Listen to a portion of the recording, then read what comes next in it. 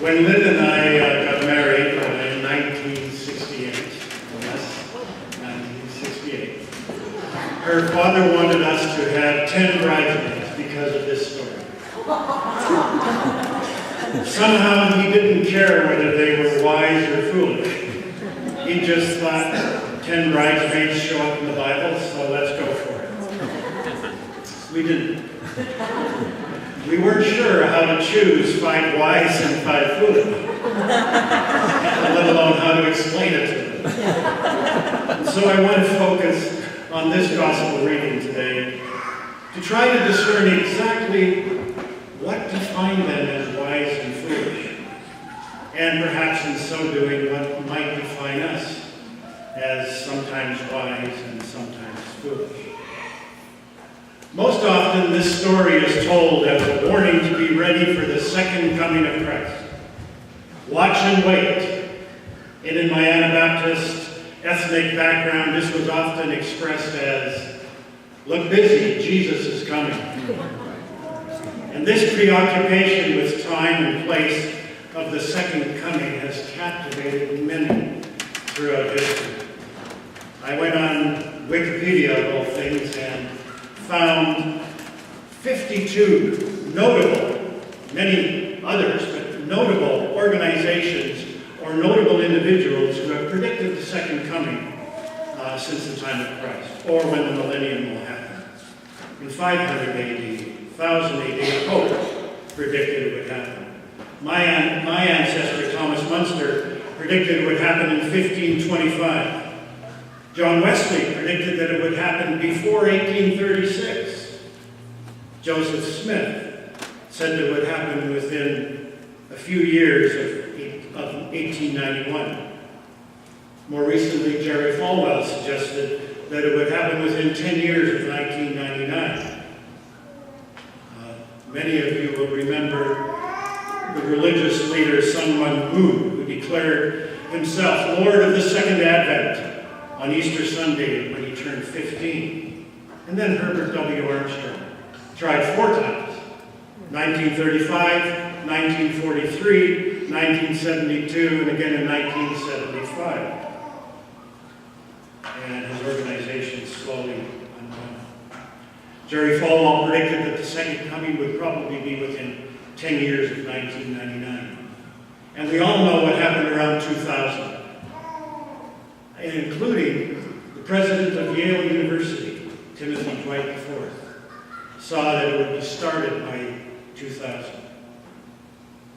And then there's another 6 substantial, important people, or at least known people, who have predicted it at various times between 2019 and 2057.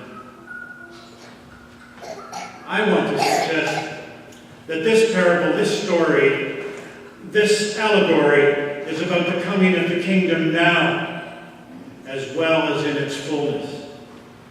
You look at the previous chapter, amidst all kinds of seeming apocalyptic statements, and Jesus says, we don't know the time or the date or the year.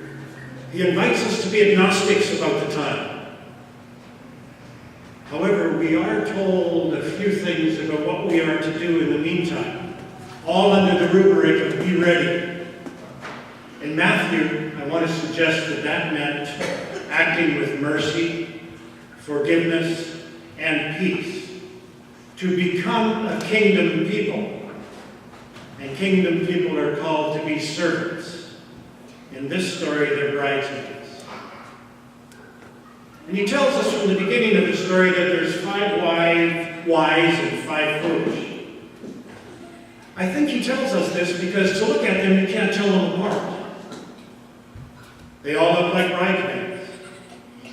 And so I want to suggest this story is more allegorical than narrative. An allegory is a story that has a hidden or perhaps the reflection of a deeper message behind it. It's not realistic. The groom arrives at midnight. The bridesmaids are told to go and buy more oil. There's no 7-Eleven, midnight, Palestine. 5 bridesmaids seem to be very selfish, and yet they're the wise ones. They won't share their oil. The groom is delayed. And this is not about staying awake literally. All 10 fall asleep. All 10 get tired. The groom harshly finds the foolish ones unrecognizable after they've gone through all that trouble of trying to find oil to correct their error. And I want to suggest that the allegory has something to do with oil. Olive oil was very important in Jewish culture because of its many uses.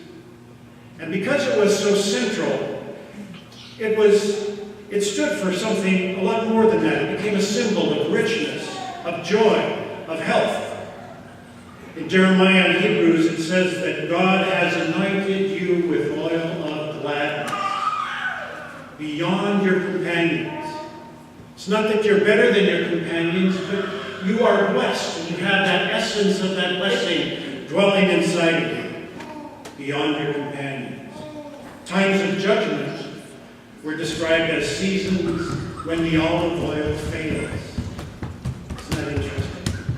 Seasons when the olive oil fails. For the foolish bridesmaid, the oil failed them. And oil can also be seen, as we know, as a symbol of the Holy Spirit or of faith, that interior presence of the divine. And so I want to suggest that the oil meant something very different for the wise bridesmaids than it did for the foolish. For the wise bridesmaids, saw oil as the essence of who they are.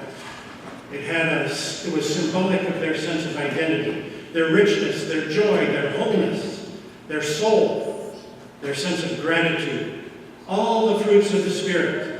And that's why they can't lend it to the foolish. It's not theirs to give away.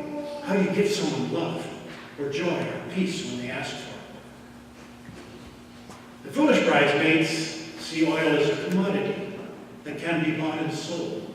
It can be borrowed. It can be put on like their clothes. It's about their appearance. That's what makes them foolish. And I want to suggest that they have substituted admiration for love. In Christ's words, they gained the whole world, the appearance, and lost their own souls, their essence. And this is the message I want to suggest is in these parables. Be watchful that you don't substitute admiration for love. And so readiness here is about living the life of the kingdom now. Living the quality of life described in the Sermon on the Mount. It must not become just our way of doing, but our way of being. In my counseling practice as a counselor to many clergy, I never get a clergy person coming to me and saying, I don't want to be close to God. It just doesn't happen. But I get many, and have had these times in my own burnout, where my desire to be close to God and my experience of God are far apart. That's true of all of us. And what happens in ministry, or what happens when we suddenly discover that we want to be admired, is that we look at our desire to be close to God and our experience of God being way out here, and we see no way of bringing them back together. And so we get to the point where we say, okay, I cannot honor my desire to be close to God, so I'm just going to look like I do. And we jump into this going after admiration rather than love. Nothing wrong with admiration. But it can rubble us over so that we forget that the oil of our interior essence is love, joy, peace. How does this happen? How many of you as a child heard, you're such a bad boy, you're such a bad girl. Why aren't you a good boy like your sister? Lines like that. Don't hit your brother. Just be a good boy.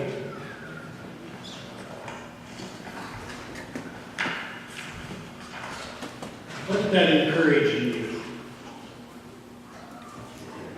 And what did that discourage? Robert Bly, the men's movement guru, says that when a child is born until about the age of 2, they have a 360-degree personality. They're this living globe of energy. They're not perfect, but they are complete. It's all there. and everything is expressed. But very quickly, they hear some things that Mom and Dad say about them that Mom and Dad don't like. And each of us has a bag inside of us that we stuff these things into. And by the time we get to elementary school, our bag's quite full. We have stuffed a lot of things about ourselves, about this 360-degree personality into the globe. And now it's our teachers that take their turn and tell us what they don't like about us. And so we stuff more into the bag. And then we get to those lovely years of adolescence. And now it's our peers that tell us what's not cool. And so we stuff more into the bag. And he says that by the time we're 25 or 30, what once was a 360-degree personality is now a little slice. And we find someone else with a little slice, and we commit matrimony. And even together, we don't make a whole. And he suggests that we spend the rest of our lives pulling those things out of the bag, but they come out wild. And the temptation is to just keep them in there. Robert Bly says that when he was a little boy, he was curious about himself, and so he's in his bedroom as a 2 or 3-year-old checking himself out. And Mommy walks in and says, "Robbie, that's dirty." He didn't know that.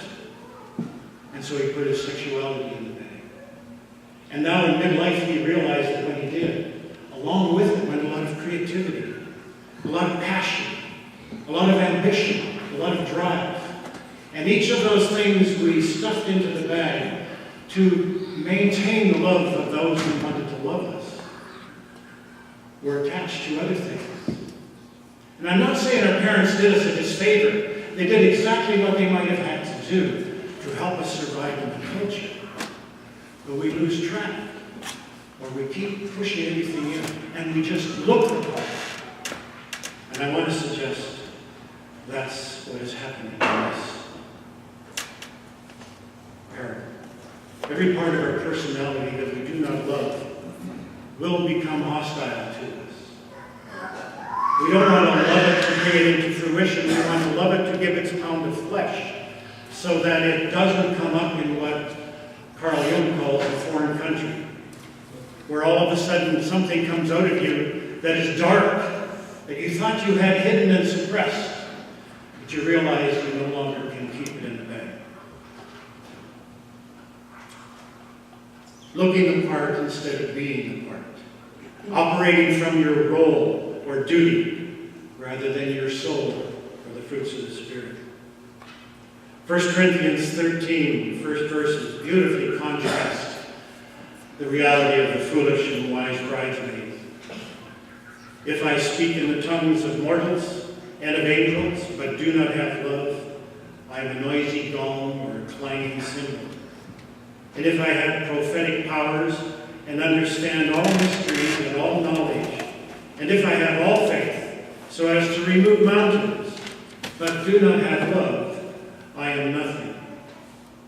If I give away all my possessions, and if I hand over my body so that I may boast, but do not have love, I gain nothing.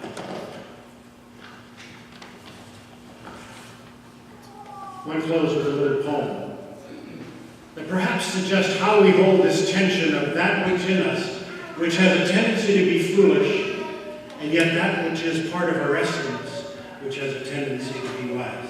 Some of you have heard this. It's called Strange How I'm Made.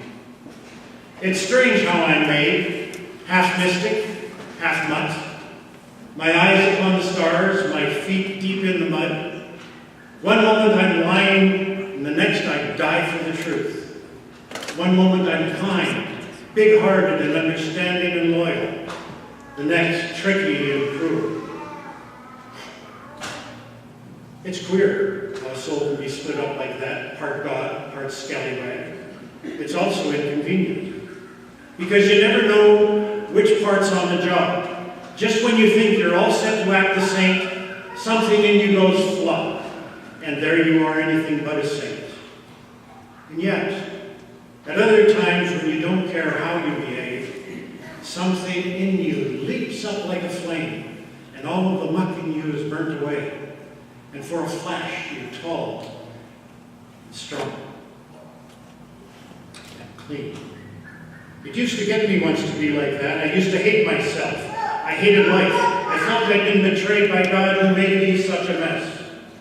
What was life worth if one was flawed like that? So strong yet weak, philosopher and fool. Yes, once because I could not be the perfect thing I wanted to be, I hated life. Now, I know that flawed lives too are good and serve a purpose in God's kindly plan. Only those who've lied can feel a liar's shame, and only cowards know the bitter blame cowards must face. And only those who failed can understand the fear of defeat. So, through my weakness, I possess the key to every heart that's sad or shamed or soiled. And through my blunders, I found tolerance and pity in the place of my lost pride. So God, I'm glad you made me as I am, mystic and mutt, philosopher and fool. My eyes upon the stars, my feet deep in the mud, for I have learned that flawed lives can serve thee well. And I have found that both stars and mud are swell. Amen.